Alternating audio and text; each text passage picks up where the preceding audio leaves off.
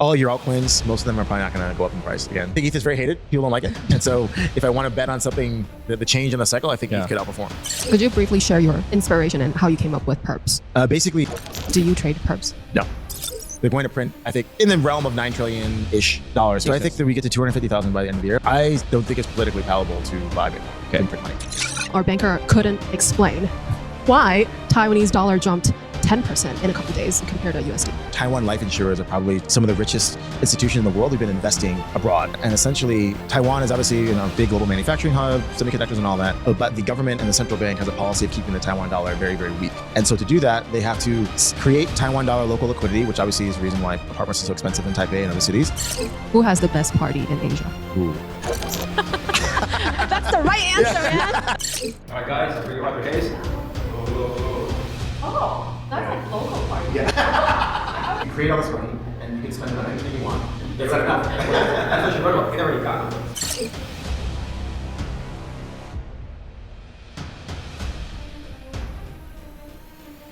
It's a great privilege to have Arthur Hayes on the show, CIO of Maelstrom, co-founder of BitMEX, inventor of Perpetual Futures, a widely used instrument all across exchanges in the world. Arthur, it's great to see you. Thanks for having me. Bonnie Chang is my co-host for the show. Bonnie, why don't you take it away?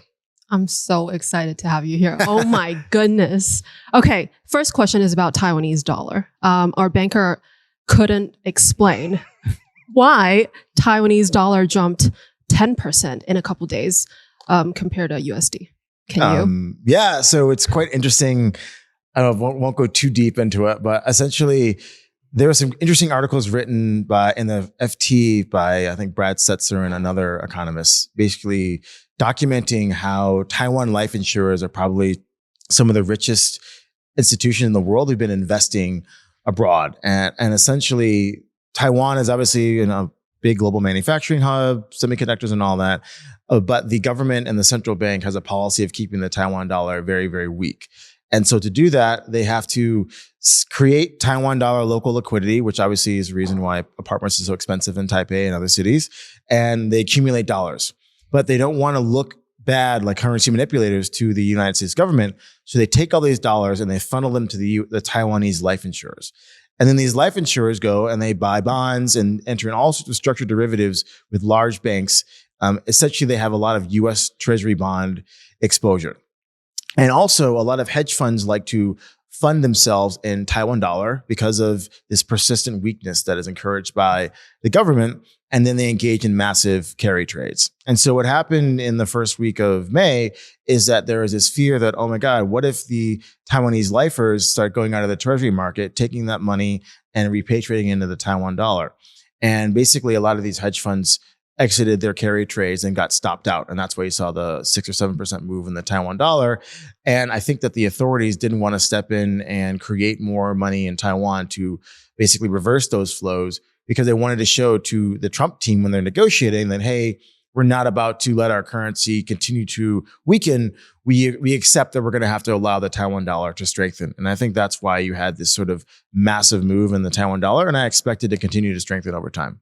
Do you think that's going to happen in other Asian countries? Yes, and it already started. You saw it in South Korea. You see it to some extent in Singapore, Malaysia, and Thailand.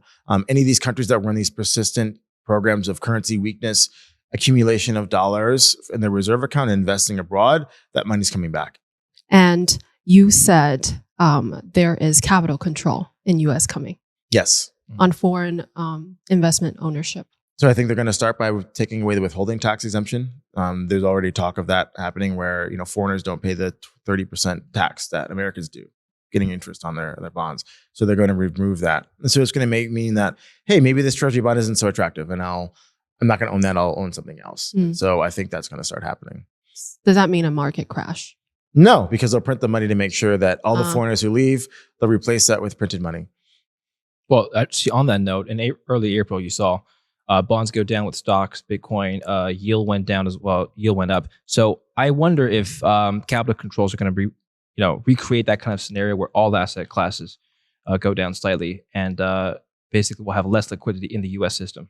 I think that'll be rolled in slowly over time. And so you're not going to see this knee-jerk reaction. I think the Trump administration learned that these sorts of massive sort of changes are going to create outcomes that they don't like, which is heightened bond market volatility, things going the wrong way. And so if capital controls are going to be phased in over time, they know that they need to replace that buying. Either it's the Fed, it's the Treasury, it's the banking system, it's some other private sector actor that is allowed to create credit very cheaply and therefore replace these foreigners who will be forced to sell these assets. Stocks have recorrelated with the 10-year yield, and so has Bitcoin. Do you see that correlation holding between these three classes? No, I think that there will be some risk off events, and we'll see bond market volatility heightened. Mm-hmm. I think Bitcoin will sort of assert itself as a hedge against this. You once said, buy everything, Chai America lives. And then you talk about their breakup. Are they getting married or are they breaking up? I think they're going to break up over time, but it's not going to be as quick as some people think. Which is? Could be decades. Oh, I see. Okay, so tell me more about what happens if foreign money leaves, like to the global system. What does that look like? Well, if foreign money went into the U.S., because the U.S. markets have been the best performing, whether it's stocks, bonds, or real estate. And if that money is leaving and it's going to go back into their local markets, then the U.S. markets don't do so well. And maybe it's better to own Taiwanese stocks or Indonesian stocks or Thai stocks or all these other emerging market countries who are basically going to say, okay, we're forced to repatriate this money back on shore. Our currencies appreciate. Our consumer gets wealthier because now they can purchase more things, and maybe people want to build business domestically to service that economy. And the Stablecoin Bill, is that a way to force issuers to buy more T-bills? I don't think so. I think it's a way to allow banks to engage in the same sort of trade that Tether does. And so if I'm a bank and now I can create my own stablecoin, I essentially can onboard deposits at zero cost. And then if they remove the supplemental leverage ratio exemption, I can buy a T-bill and I get to capture 100% of that income. I've heard this argument from one of the exchange owners. He said other countries should not really try that hard anymore because US has already won this crypto or Bitcoin war because the underlying asset or how people purchase Bitcoin is with USDT, and that's USD. I don't think so. I mean, the biggest revenue generating market in the world for crypto is Korean traders. So I'm not exactly sure America's won anything. It's just another player in the game. Oh my God, I want to ask about Korean market now because that's the degen stuff. Have you been hanging out with Do Kwon recently? No, I'm kidding. All right, well, let's move to the Bitcoin market and then we'll pass it back to Bonnie for some macro questions. I just, you talked about this a lot in the press, but just give us a sense of the timeline of Bitcoin to $1 million by 2028. You said 250 by end of the year. Is that still your timeline, or have you changed things? So I think that we get to 250,000 by the end of the year. It'll be bumpy along the way, obviously, but that's sort of my end of year price target. And then $1 million Bitcoin is what I just got off stage talking about how they're going to print, I think, in the realm of $9 trillion-ish between now and that period of time. And that is, Fannie and Freddie, the government support entities that are allowed to create mortgages in the US. Yeah. They will print $5 trillion. You will have probably up to $1 trillion purchased by the banking system due to supplemental leverage ratio exemptions and purchasing things that the foreigners are selling. And I think the banks are going to because they now don't have to hold all this equity capital against their treasury book. Yeah, they can lend more into the real American economy. And so you're going to see the amount of loans going to manufacturing firms increase, which is, again, that's an increase in credit, and that will make its way into crypto as well. When the Fed printed a limited QE back in 2020, all asset classes went up. It wasn't just Bitcoin. So this is good news for Bitcoin, what you just said, the thesis you laid out, but it could be good news for everything else, including stocks, gold, potentially even bonds as well. Why would Bitcoin in particular outperform everything else in a So Bitcoin has a fixed supply. It's obviously a much smaller market in terms of market cap. And so if you have a lot of things chasing a very small door, then the price goes up on the margin. And so that's why Bitcoin has been the best performing financial asset in the last 15 years. One particular risk that you've highlighted is the potential for the next administration to write off the Bitcoin strategic reserve completely. If the Democrats win in the next cycle, 2028, and if they cancel the strategic reserve, would we see a lot of selling pressure? Maybe. It depends on how much Bitcoin is accumulated. It depends on, what the financial pressures are of the government, right? So I think they have a 200,000 Bitcoin that they seize from people, the U.S. government that is, and that could be sold. Obviously, if there's a budget pressure, then that's there's variable. There's money there to sell it, so they can sell it. Yeah, but do you see them buying more Bitcoin? They haven't done that yet. I don't think it's politically palatable to buy Bitcoin and print money. I think if you're going to print money, okay, either it's tax cuts or it's build a bridge or build a hospital, these sorts of things that benefit more people than just a small sector of people who own Bitcoin. Are you disappointed that the Bitcoin Strategic Reserve will not buy more Bitcoin? Yeah, why does it not buy more? Because I heard arguments about them selling some gold and buy Bitcoin. I mean, they could. Anything is possible, but I just think it's bad politics. I think if you create all this money and you could spend it on anything you want, surely spending it on buying Bitcoin is probably not going to be the best way to get votes. I think a lot of people here would vote for that. That's not enough. That's what she wrote about. They already got their votes. They don't need to do that again. Exactly. Oh, I see. 在币圈有很多的最新资讯呢，都是英文交流的。不管你是参加国外的会议跟大佬沟通，或是你想要到 Web3 公司或者是国际的大公司远端工作，有好的英文能力呢，它是基本的门槛。不管你是学生还是上班族，很多没有想过的好机会啊，都会因为你英文好随之找上门。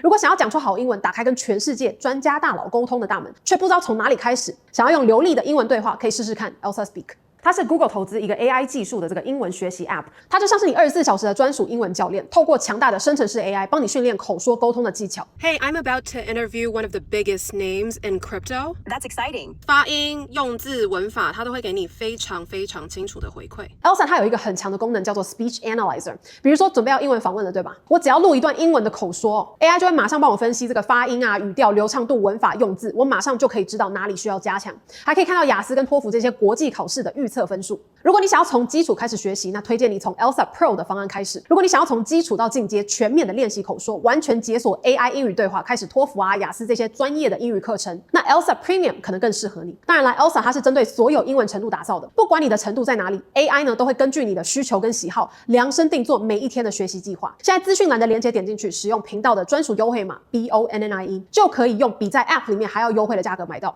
6月17号开始限时7天 ，ELSA Pro 跟 ELSA PREMIUN 终身版的方案可以用将近5折的价格买到，超级优惠！记得这个优惠码只适用于资讯栏的专属连结。现在就开始讲出好英文。Okay, I want to ask you about altcoin season.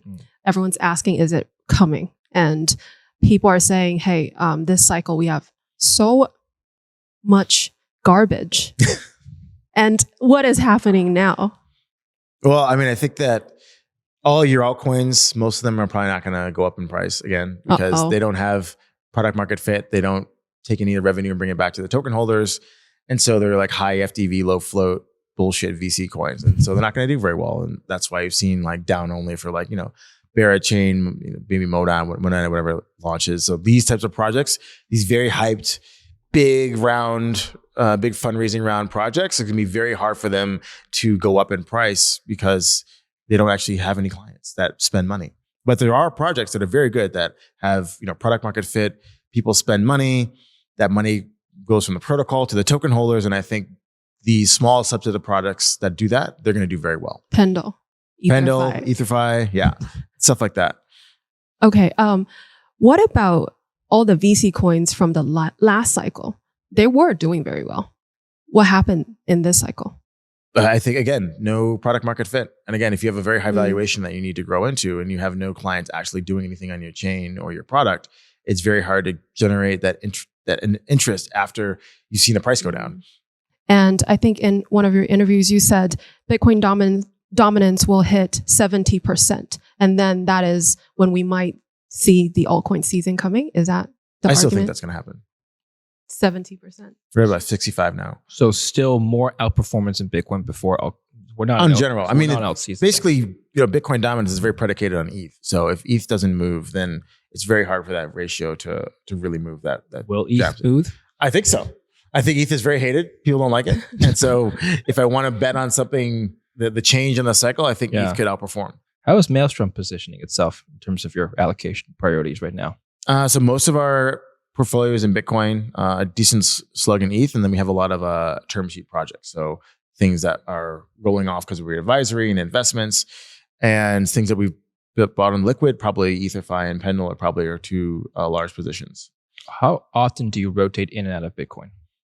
Not that often. Maybe we make one or two big buying or selling things every year. because again, I don't want to be trading too much. Yeah. You don't have like a rebalance mandate? No. No. There's no mandates. The mandate is outperform Bitcoin. So if we can invest in a new project and it outperforms the Bitcoin capital that we had to sell to invest, that's good. And then we'll buy more Bitcoin with our profits. Right. Well, we've talked to a lot of Bitcoin maxis that say that the only way to outperform Bitcoin is to buy more Bitcoin. So in a sense, Well, I mean, I think that's false because you could obviously there's a time period. Over what time period, right? Solana was at $7 and it went up to 300. If you put all your money in Solana at $7 and sold it all at 300, you definitely outperform Bitcoin over that time period. So, but long term, I mean, I'm not that smart, to trade that difference. Okay, you're the OG in the exchange game, and I think a lot of centralized exchange, they owe you gratitude because I'd say 90% of their revenue is from perps. Right now, we see DEXs like Hyperliquid coming out. The token is performing great, but there was this incident of, the jelly meme coin, and that kind of sparked the argument of if it's actually decentralized, and if centralized exchanges can kill you with $10 million, then is it still safe to use DEXs like that? Well, I think obviously it's probably less decentralized than they advertised. And it seems like, the people in charge of Hyperliquid decided that they wanted to preserve the buying power of their HLP versus adhering to what the market was saying with the liquidations of this jelly token. So on one hand, yes, it's not very decentralized. On the other hand, it's like, oh, well, I guess they really care about this HLP, which is the backstop for a lot of the markets. So I feel more comfortable trading there. Because at the end of the day, traders don't care about decentralization. They just want liquidity, and they want a nice range of products to trade. So if Hyperliquid offers that in a decentralized way, then fine, let's trade there. And a lot of centralized exchanges, they're heading towards payment because that's the obvious next step. How do you see this exchange game play out in 10 years? I mean, I think right now it's a perfectly competitive market.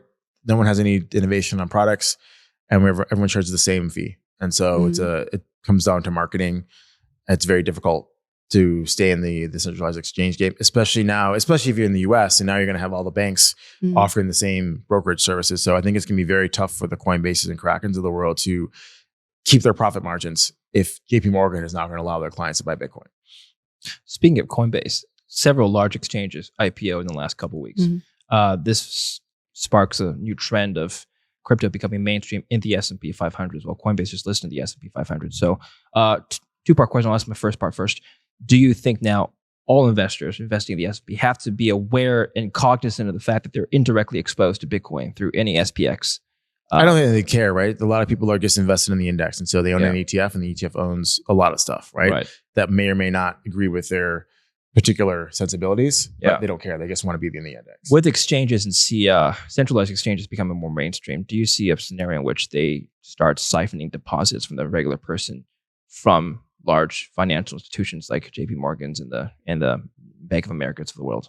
I don't think so, because these banks have better distribution networks than the crypto companies. So there's no direct competition in the foreseeable future. Oh, there absolutely is direct competition, right? So if JP Morgan offers the ability to buy Bitcoin and Coinbase does, it's the same Bitcoin that you're buying, right? So then it comes down to really just fees. And so can JP Morgan offer a zero fee trading because they make so much other money in other places around the bank versus Coinbase offering 0% trading? I don't know. I'm not an expert on the Coinbase revenue drivers, but I would imagine a lot of their revenue comes from this very high margin brokerage business that they operate. And so if a JP Morgan or a Bank of America says it's zero fee Bitcoin trading, bring your balances here, bring your bank deposits here, well, then what is Coinbase going to do?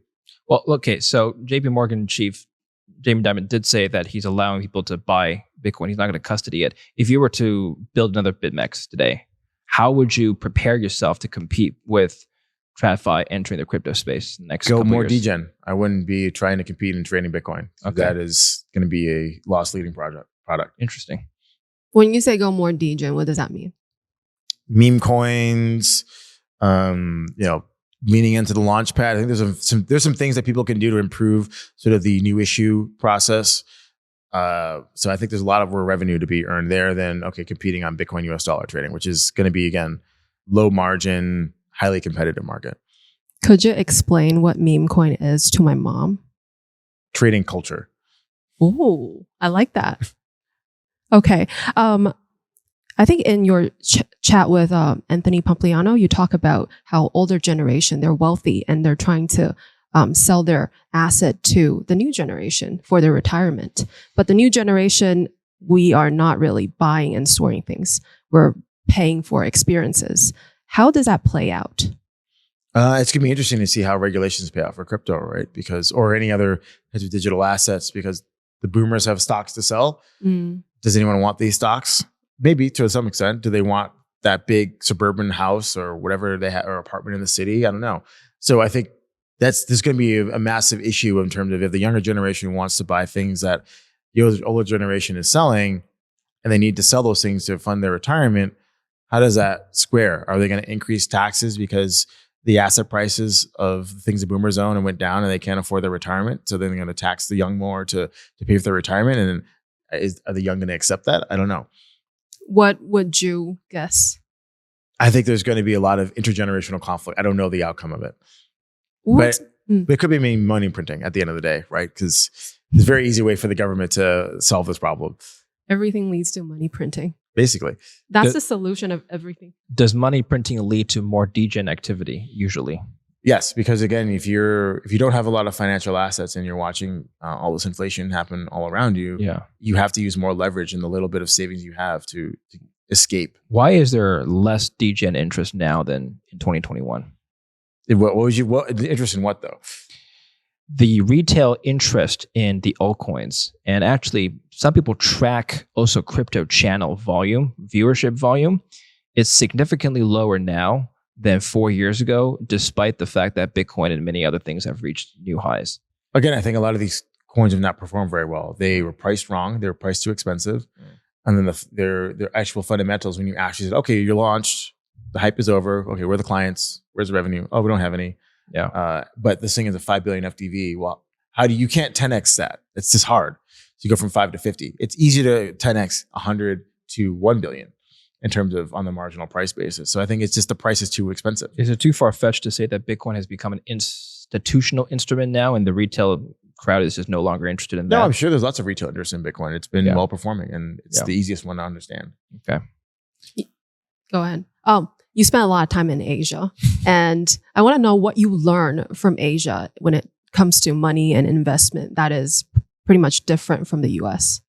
Don't trust the government. I don't think any Asians actually trust their government. And so they're a lot more skeptical of things, and they save in different ways. There's obviously gold is big in Asia, property investment, those sorts of things. But I think the mentality is just different. Is it more degen or is it more conservative? It depends on who you're asking. I think it's a whole range of people. Why is Korea trading so much?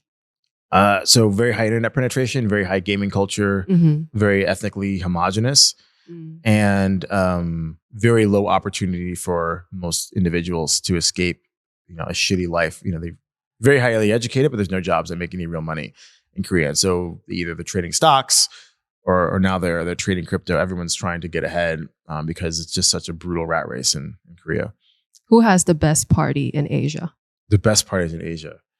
Ooh. I haven't been to Taiwan in a while. I have to say Taipei. That's the right answer, man. Well, he's speaking to two Taiwanese people. There's only one right answer. And he actually goes to the local party, like those that I haven't been to. My God. Okay, well, impressive. I guess we both learned something from Arthur today. I'm going to switch it back to markets for just for one more question here. Open interest in Bitcoin futures reached unprecedented levels recently. I think it was, checking my notes, $80 billion on May 22nd, $15 billion increase in just 5 days. It's highlighting just unprecedented leverage. What does this signal to you?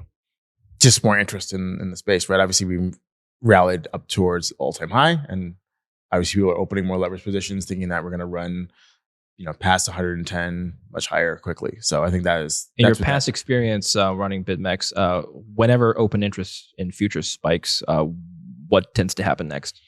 I think we want to look for basis expanding. So what's that premium of Bitcoin versus other things? And so I don't think it's anything crazy yet. It's like 10% or something. Right? Are there any indicators on BitMEX in particular that signaled huge market movement afterward that were pretty consistent, you think? No, I haven't identified any, but I didn't look that closely. So Cool.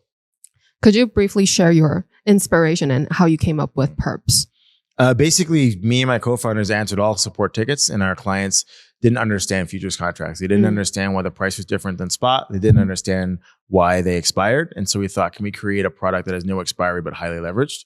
And so this was the impetus to create the perpetual swap. And so we tinkered around with it until we found the product that everyone is familiar with and launched it in May 2016. Most people hated it for a while, but then over time they started trading it because this solved the problem for us because it was very time consuming for us to answer the same question over and over again.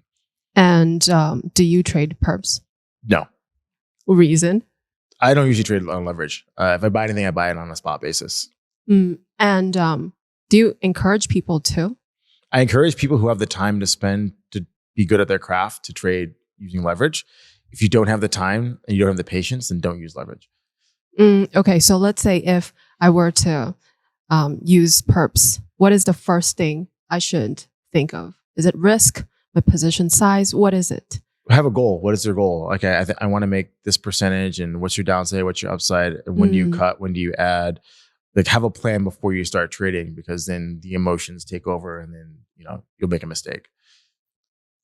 Final question from me. What's next for Maelstrom? Any new plans? Any new expansion? Any new projects? So we're actually launching a buyout business. So we are raising investor capital and buying specific crypto businesses with a nod to revamp management, focus on adding different revenue lines, and then taking these companies public, probably via a SPAC in the United States. We've identified one target which we're going to be going out with shortly to raise money and hopefully really increase the bottom line of this business. Can you give us more detail right now? Actually, I can't yet, but it'll be very clear shortly when we sign this deal. Well, without giving too much detail, what types of businesses and what kind of operations are you interested in? So we're interested in businesses that are highly cash flow positive. So the one that we're looking at now makes a very good amount of money, high cash flow positivity, and we're getting it at a very decent price relative to EBITDA. Okay, so it wouldn't be like an angel investing kind of thing. No, this is not angel investing.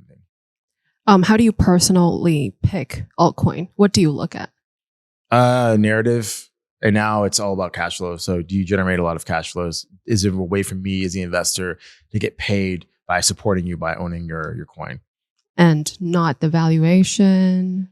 Well, I mean, early stage stuff, we have caps on how much we'll pay, very specific. But liquid stuff, it's really about cash flows for me.